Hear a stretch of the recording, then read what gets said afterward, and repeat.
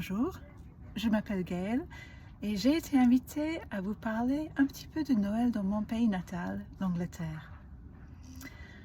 À première vue, le jour de Noël en Angleterre ressemble beaucoup au jour de Noël en France, à ceci près qu'il y a quelques petites traditions en Angleterre qui font que le jour de Noël est différent de toute autre occasion spéciale.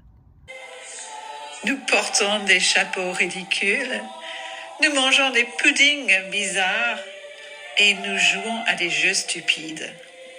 Les Britanniques n'aiment vraiment pas se prendre trop au sérieux.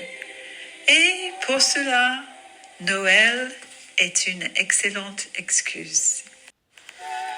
La plus grande différence ne concerne pas tellement le jour de Noël, mais plutôt l'avant, la période qui précède Noël et l'énorme sensation d'anticipation qui se crée pendant cette période. La raison en est très simple. Elle tient au chant de Noël que nous chantons tout au long de l'Avent. Nous chantons à l'école, sur la place du village, dans les églises, en décorant l'arbre de Noël. Nous chantons des chants de Noël même en faisant le tour des maisons du voisinage. Les gens ouvrent leurs portes et prennent plaisir à écouter le chant. Puis, ils offrent une pièce de monnaie ou un petit gâteau de Noël. À l'origine, les chants étaient destinés à enseigner la foi chrétienne. Le premier chant de Noël remonte à 129 après Jésus-Christ et s'intitule « L'hymne des anges ». C'est à cette époque que les hymnes sur le thème du christianisme ont commencé à remplacer les chants païens qui célébraient le solstice d'hiver. Au XIIe siècle, des chants faisant référence au thème de la nativité sont apparus.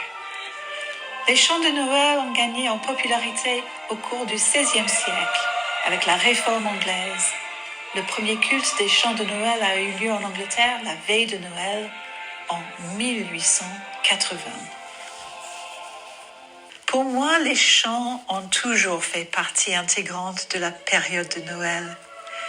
Ils célèbrent la naissance de Jésus et instaurent pendant la période de l'Avent le type d'anticipation que nous associons normalement à la naissance d'un bébé, quel qu'il soit.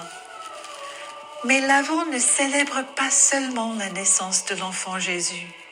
C'est aussi le moment de se joindre à l'attente du moment où il reviendra pour réunir le ciel et la terre à jamais.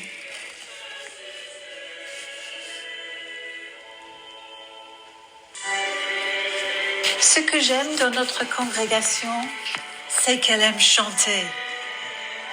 Je n'ai jamais encore vécu l'Avent auprès de vous, mes nouveaux amis, mais j'espère que la tradition protestante des chants de Noël perdure sous une forme ou une autre.